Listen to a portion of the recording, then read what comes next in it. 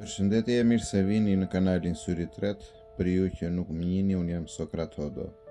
Në episodin e sotshëm, unë do flas për etimologjinë dhe shkencën e re të gjuhësisë dhe për ata njerëz që e shikojnë me pak dyshim apo dhe që kanë frymëzim dhe ju duhet më shumë stimull.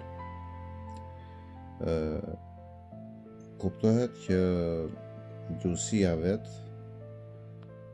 është tema kryesore e këtij episodi, por ajo që është më e rëndësishme është se si Petrozhei është zhytur në këtë dimension.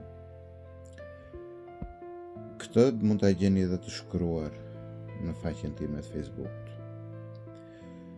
Gjuha, si gjithçka që ekziston në univers, nuk është thjesht një mjet. Ajo është një nga nivelet më të larta të krijimit. Si trupi i njeriut, si vetë toka, ajo mbart struktura, ligjësi dhe thellësi që nuk shterojnë lehtë. A mund të pretendojë dikush se ka kuptuar plotësisht? Historia tregon të kundërtën. Shumë studiues janë përkulur para saj duke e pranuar kufirin e tyre. Të rrallë janë ata që kanë arritur të depërtojnë më thellë. Sepse gjuha nuk është një objekt laboratori. Nuk është një formulë që izolohet dhe analizohet dhe mbyllet në përfundime. Ajo është një organizëm i gjallë me një lloj inteligjencë të brendshme që nuk i nënshtrohet lehtë intelektit racional. Të paktën jo intelektit zakonshëm. Kërkon diçka tjetër, një lloj përkushtimi të skajshëm, një disiplinë që shkon përtej studimit akademik. Dhe pikërisht këtu qëndron dallimi. Vetëm një këmbgulje e tipit asketik, do thosha, pothuajse ajo e një murgu, një tërheqje nga jeta e zakonshme dhe një përqendrim i plot, si në rastin e Petrozheit, mund të hap dyert e një bote tjetër, një botë që nuk t'jepet me të drejtë automatike, por vetëm nëse je i gatshëm, nëse je i denj për të hyrë. Në sipërfaqe gjuha është mjet komunikimi, dhe në këtë nivel ajo duket e njëjtë kudo. Por kjo është vetëm shtresa e parë. Ajo që shumë nuk e shohin është se gjuha nuk shpreh vetëm mendimin, ajo shpreh vetë krijuesin.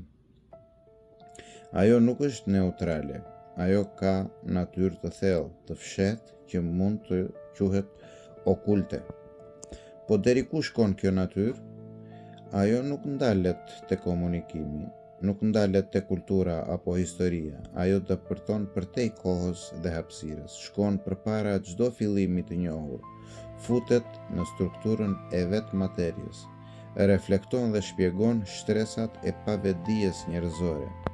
Në këtë kuptim, ajo sfidon shkencën, fenë dhe filozofinë, jo duke i përjashtuar, por duke i tejkaluar. Historia për të është thjesht një gjurmë, jo burimi. Prandaj, kërkimi në arkiva, në dokumentat fsheta apo në burime të pafundme bëhet dytësore. Nuk është ky aty thelbi. Mjeti është vetë gjuha përpara teje. Ajo kërkon një mënyrë tjetër përdorimi. Dhe këtu lind pyetja thelbësore: si mund të përdoret gjuha për të kuptuar botën? Përgjigjja nuk është universale. Nuk është për çdo. Ka vlerë vetëm nëse synimi yt nuk është të ndryshosh botën, sepse ajo ndjek rrjedhën e saj, por të ndryshosh veten. Vetëm në këtë rast gjuha bëhet çelës, jo për informacion, por për transformim. Një fillim i mundshëm është përmes punës së njohur të Petrozheit. Por duhet kuptuar qartë, nuk është një rrugë e lehtë, nuk është një lexim që të jep përgjigje të shpejta. Është një proces që kërkon forcë të brendshme, durim dhe qëndrueshmëri. Kush ka këtë forcë? dikush është interesuar për vetdijen e zgjeruar për zgjimin, për të dalë nga kufijtë e perceptimit zakonshëm, le të niset. Nuk do të dalë pa gjë. Por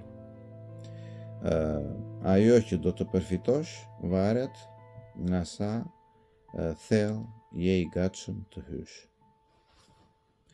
Ju faleminderit që më ndiqni, shpresoj t'ju pëlqej.